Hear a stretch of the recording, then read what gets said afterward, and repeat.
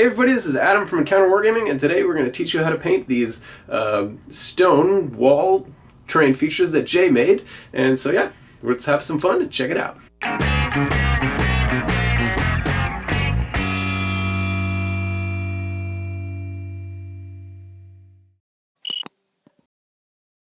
Okay, so we have an entire box of a whole bunch of these rock features, and basically the first step is to just cover it in a whole bunch of brown house paint. This stuff is thick, it's going to seal in all the sand, give it a nice protective coating, but also give us a nice base coat to work off of. It is very similar to something like Rhinox hide. You can see those hues are very similar. So let's just start with that and just lather it on this whole thing. So we'll come around here, and I already have some out on a pallet, and we'll just get a bit of water, and here we go. Let's just cover this whole mess, and a bit of water to allow it to spread throughout all the sand. All right, beautiful. Just keep going. Nice and thick again, because we want that protective layer to hold all the sand in. So don't be shy. Again, keep dabbing on that water to get it to soak between all of the grains of sand. And there we are. Very easy. Shouldn't take you too much time, but what you do have to do is make sure you get all of your pieces. Alright, now getting between those cracks will be difficult, so just jam your brush in there. And so make sure you're using a brush that is meant for heavy, dirty work like this. This is a tank brush that GW made a while ago. It is the best brush they ever made. Brand new. The tips were so nice you could paint Space Marine eyeballs with them, which was amazing, and I totally tried it. And it totally worked. Alright, almost done this first one.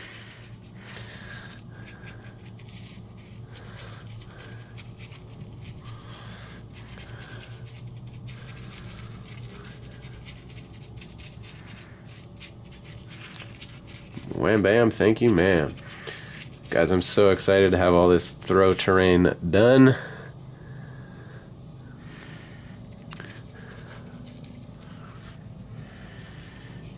So just getting out more paint. Almost done here. You can see it does not take very long, just a couple minutes to entirely cover one piece of terrain. So there you go, just keep at it. Don't get too particular, but get the job done.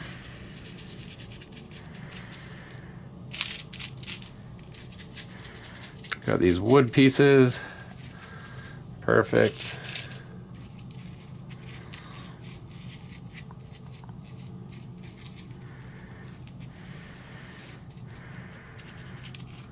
All right.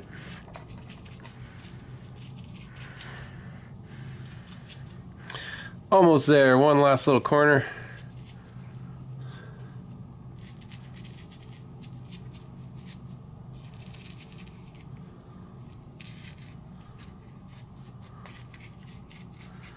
And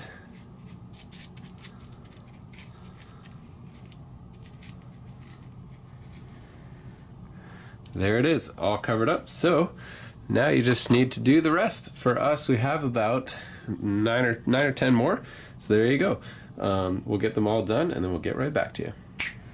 Here they are, all 10, and for the most part, they are dry. So let's get to the next steps. What I think we're going to do is, on the whole thing, we are going to take some leather brown and use my little airbrush, this HPCS Iwata Eclipse, and take some leather brown, and we're just going to dust the dirt areas. So I can fill that up a decent amount. And I may actually just no, I won't. We'll leave it as is. Okay, so then what we're going to do is just spray for some color modulation and effect on the ground. Anything that's going to be dirt, we will just give that a good spray. So for these big rock features, we're going to spray the whole thing, because I will come in and do portions of the rock in gray afterward. And then for ones like the rock walls, we can just do the ground and the wood. There we go.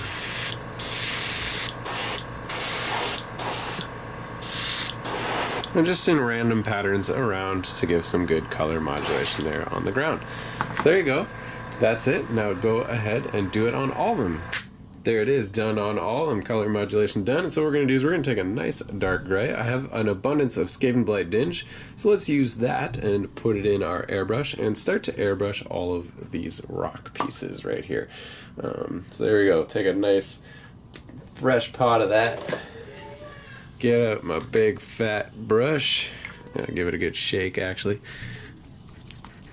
Good stuff. Now, we're going to get some medium in here, some reducer to reduce it down, and dump that in there. And there we go. Let's go for this pot. Get my big fat brush and mix that right in. Gonna need a whole bunch probably. You can hear my 1-year-old chatting away out there. She's cute. That's why we're making those videos, is to continue to put food in her belly and get her a nice home to survive these Canadian winters. I'm filming this, and it is currently the weekend of the crazy ice storm in Toronto. So we are all locked in at home together. Alright, that looks good. Let's turn on our fan. And what we're going to do is just on these rock pieces here is just go for a nice base layer. Doesn't have to be perfect. We can leave some brown showing through because these are weathered and dirty. We want it to have that look that they have been around for a while. But if we want to, and we probably will, we can again go in and add the dirt on top as well. So there we go, filling in all these gray spots for these rocky bits. Airbrush is just so wonderful because it just, such a smooth, natural look to it. Beautiful. Fabulous. So that's one done. Okay.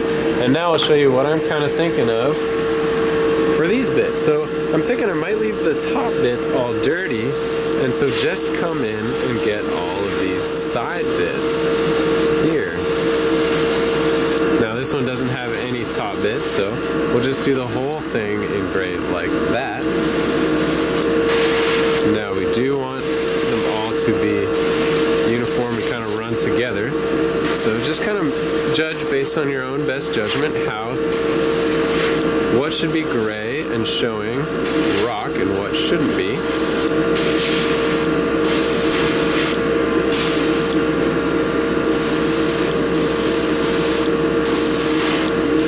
Beautiful, there we go. Nice, there's a good area underneath, especially.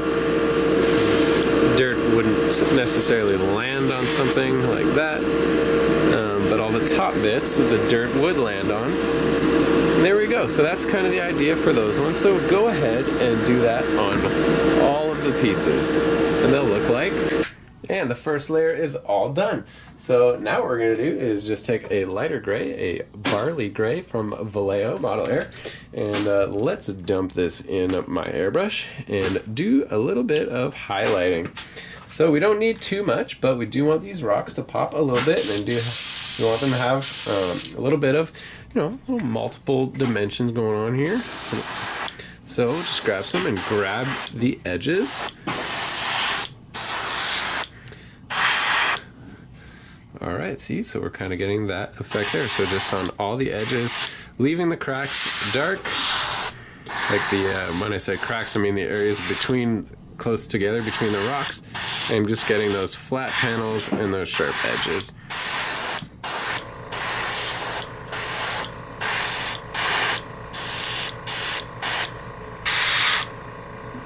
You can really see it coming to life on the camera there. So just did a nice ring around that one.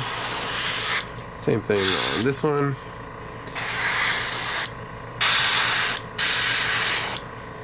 Okay, so let's just get this side here. Can't forget this side. Beautiful. So that is one finish. We got a lot more depth and dimension to those rocks. Now I'll show you on one of the big boulder pieces as well. Same thing, just a little bit of highlighting on everywhere we sprayed that dark gray. It's going to go a long way to make these rocks pop. Because there is going to be one final color. It's going to be a dry brush of bone over the whole thing. That is going to unify all these colors, tie everything together. It will be the great finisher. And there we go. So those two pieces are done. Now go ahead and finish that on all the pieces. And they are all done on all those layers there. So now what we're going to do is, we just got some overspray of gray. If you zoom in really close, oh, Blakely's not happy.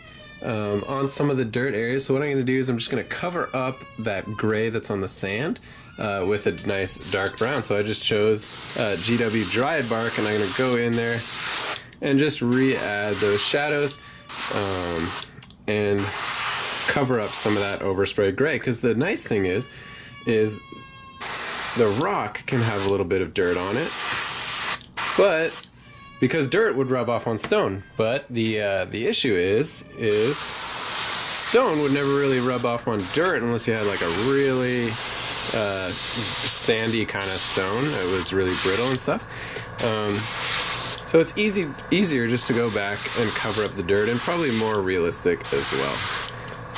And it also adds a nice little kind of shadow area to make sure just the darkest browns are around the edges of the rocks.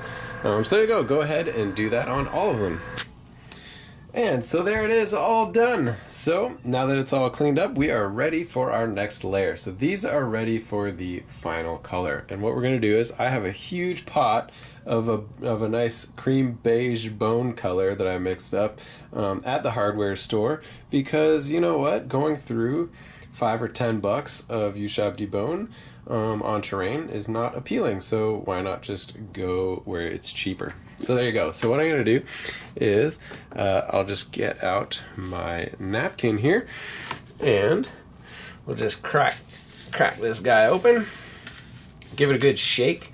It's been sitting in the hobby drawer for a while. There we go. Ooh, it even has with it a nice layer from the lid, because it's been sitting around for a while. So look at that. Let's get rid of that.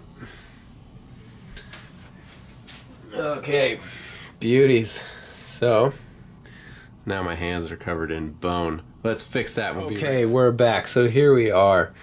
Let's get that bone out onto our napkin. Just why not just skip the palette part and just go cut straight to the chase on this one. Hey, so dry that up, and this is a nice light dry brush on one of the pieces. So just getting all the raised areas nice and light. This is going to give some good definition to the entire piece. Even more dry. Yeah, beauties. Now we're cooking with gas. Here we go.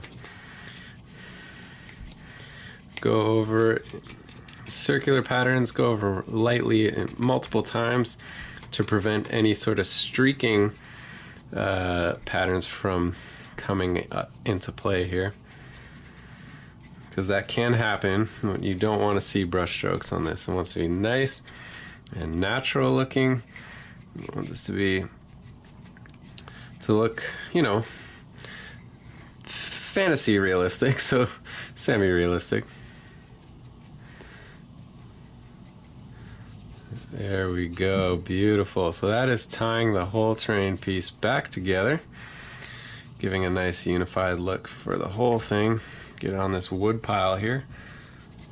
A nice high contrast as well, so it'll really stand out on the board.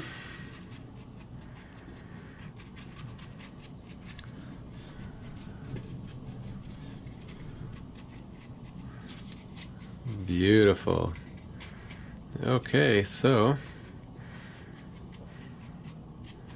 there we go. So that is one piece finished there with the dry brush. So the last thing we'll do is just add some grass onto this. But go ahead and do that on all of them, and let's take a look once we're done that. There it is, and it's all done. All right, so everything's dry brush. It really pops. It looks a lot more realistic and has a lot more definition to it now. So what we're going to do is really finish this off by adding in some grass. So I already have my white glue put out on the palette. And now I'm going to grab some static grass, just plain green, fancy old static grass. And I do want a piece of paper to catch it all so I can save some for later. So I'm going to grab a just regular 8.5 by 11 piece of paper here. Clear a little space. Drop that down so I can shake off the excess onto that. So let's grab one as a trial.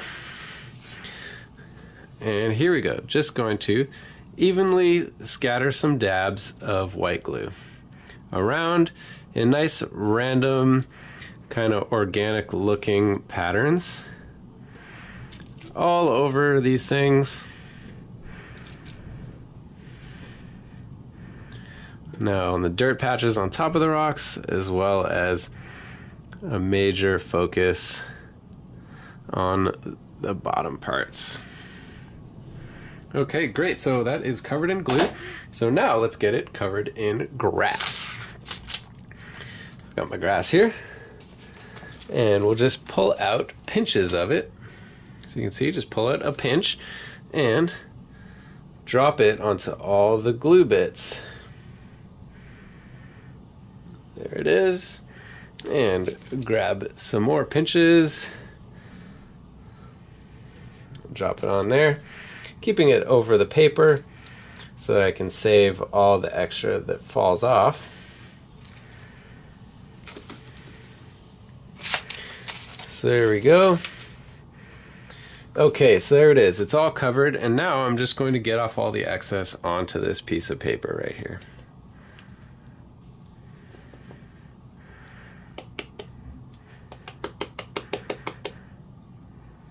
All right, ba-blam. Add some great definition. Looks like little moss features are growing all over this terrain piece. And there you go. That's great. So let's set this aside and do it on all the rest. We'll see you in a second. And there you have it.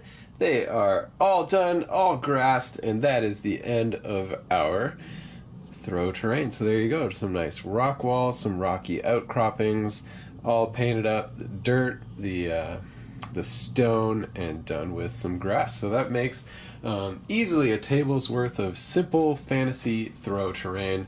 You could jazz it up with some weapon piles or some little wells or like some wooden fences and stuff, and there you go. You have a nice looking table full of some sweet little throw terrain. So there you go. Hey, I hope you enjoyed that video on how to paint that throw terrain. If you liked it, then jump down there, hit subscribe. And if you really liked it, jump down there to our link in the video description below to our Patreon, where you can support us here at Encounter Wargaming for as little as $1 a video. Everything that you give helps to support the channel grow and make things better and keep doing what we're doing. So we would love if you could do that.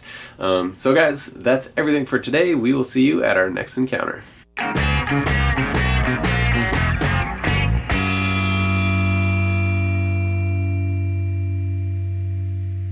Like a monkey in a rocket on his way back home. Okay.